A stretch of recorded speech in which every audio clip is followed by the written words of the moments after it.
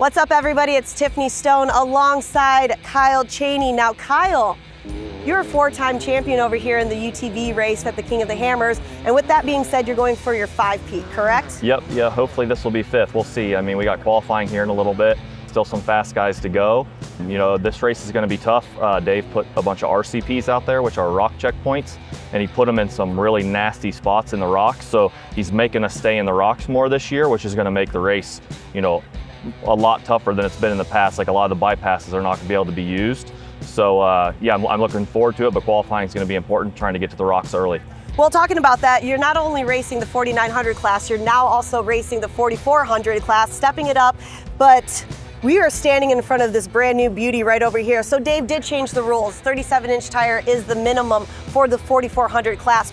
Yeah, so you know, we got a taller knuckle to be able to run the 37 because the stock knuckle, you know, will only accept a 35. And then CT Raceworks built the chassis to, you know, be able to hold everything together, you know, be able to run the 37 and, you know, hopefully not break and, you know, have a machine that, you know, will get us to the finish line. And, you know, we've been out here testing this thing and, you know, I think it could do it. Well, let's talk a little bit about the main features that differentiates your UTV 4900 car to this 4400 car. So what's the biggest difference that you have from one to the other? Because I'm assuming you took a lot of the same technology, a lot of the build specs, but had to stay within that 4400 rule. We did. I mean, really the biggest difference is the tubing diameter of the chassis. You know, this is definitely a heavier chassis, you know, per the rules. You know, my UTV chassis is quite a bit lighter. You know, shock package is pretty much the same. I wanted my shocks to be the same, so when I'm out here testing one car, I don't have to, you know, test the other car. So like, once the shocks are good on one car, you know, they'll work on both cars. You know, the tire for sure. You know, having a couple inches of extra tire helps in the rocks. I feel like in the desert, it may not be as good. It's easier to brake the car. But in the rocks, it's a huge advantage. Well, one thing that I think is really cool, guys, that doesn't necessarily change the drive style of the cars, these seats in here. Kyle, you said we put gator seats in here. Yeah. This is awesome. How is the feel of it? Because it's super, super cool. I love this in here. Yeah, no, I went with the gator skin last year, and I just like the way it looked. I mean, it felt fine driving it. I didn't notice, but you know, it just looks so cool, and you know, it means like, you know, like we like to party over here, you know. I love it. Well, here at King of the Hammers, right now it's kind of cloudy, but earlier in the week there was snow. Yeah. It was 78 yesterday. It could be high of 60s, low of 35s. And with AMSOIL, you know, those products, cold temps, high temps, everything in between, it keeps the race car pretty dialed in. Yeah, no, so we run AMSOIL and everything. You know, the engine, the DCT, the diffs, you know, the coolant. You know, we had to do some, we had some issues with some of our coolant.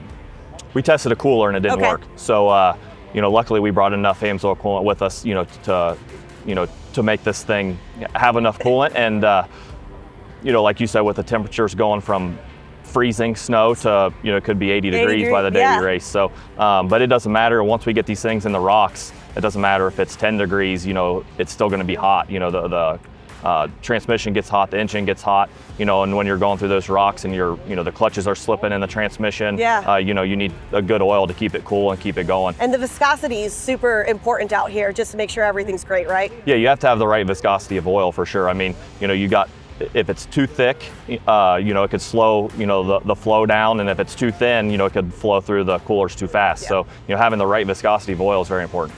Well, King of the Hammers, going for that 5-peat.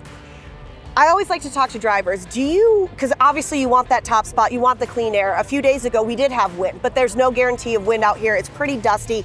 Do you want that top spot like always, or do you want to chase somebody down? Like, what's your drive style for that? Now going for that 5-peat, has it changed? No, I definitely want the top spot. It's gonna be tough. I mean, the track is really technical, and I feel like if you push hard, your risk of making a mistake is pretty high. You know, there's a lot of off-camber out there.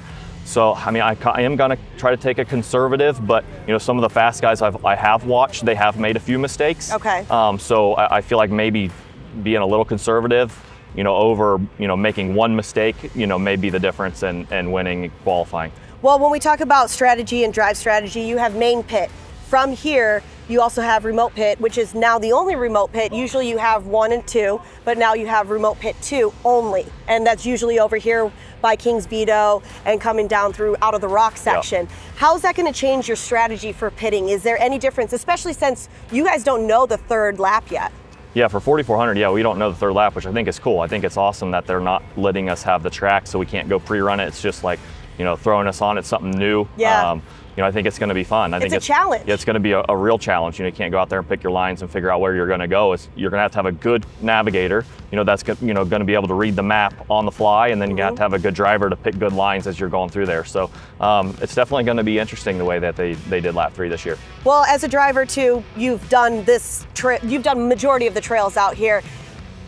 Is it weird to say, do you have a favorite trail, or do you find a trail, not necessarily the most difficult, but it's like a fun trail to do, or an obstacle?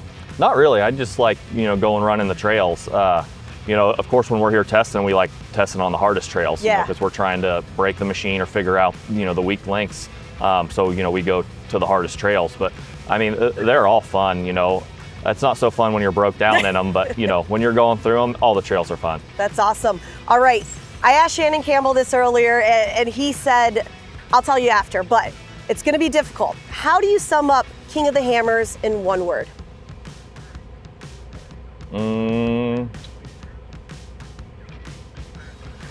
Legendary. Legendary. I like that. Shannon said madness. That's from a 3-time king, though. He's like, it's madness, actually. And do you agree with that? Do you think it's madness, but once you go through that madness, it becomes legendary? Sometimes I try to stay out of the madness. I feel like the madness is when you break. So okay, I try to stay calm and smooth. Smooth. Yeah. Madness, I feel like will get you a fast lap, but sometimes it will leave you alongside the trail. That is true. Well, Kyle, best of luck. I know you got to get ready for qualifying today. Any last words on how you think you're going to do for these 2 races? I mean, I've got high hopes. You know, I'm really confident this year. We've been out here testing a lot. I'm confident in my machines. Of course, I want to win, and I think we're going to win. We put in the work to win. You know, there's a lot that goes into winning here. You know, there's 1,000 bolts on this thing and 1,000,000 wires, and you know, one little thing goes wrong, you know, you're going to be stranded out there. So everything has to go right. You know, you can do as much preparation as you want, and you can still have a failure. So, you know, knock on wood, we have a little bit of luck, and you know, we have definitely put in the preparation. Awesome. Well, it is so great to talk to you. Kyle Chaney, going for that 5-peat here in the UTV class, stepping it up and wanting to take that Race of Kings race too. I know you want that super bad, don't you? Yeah, I do. You know, that's the race that we're really focusing on this year. I mean, of course we focus on the UTV race, but you know, we really want that 4,400 win. Awesome. Well, best of luck to you guys. Make sure you guys follow along this Saturday. And you guys are racing Thursday as well for the UTV. Saturday, so yeah. Thursday for the UTV, Saturday for the 4,400s. Best of luck to you, Kyle Chaney. Thank you.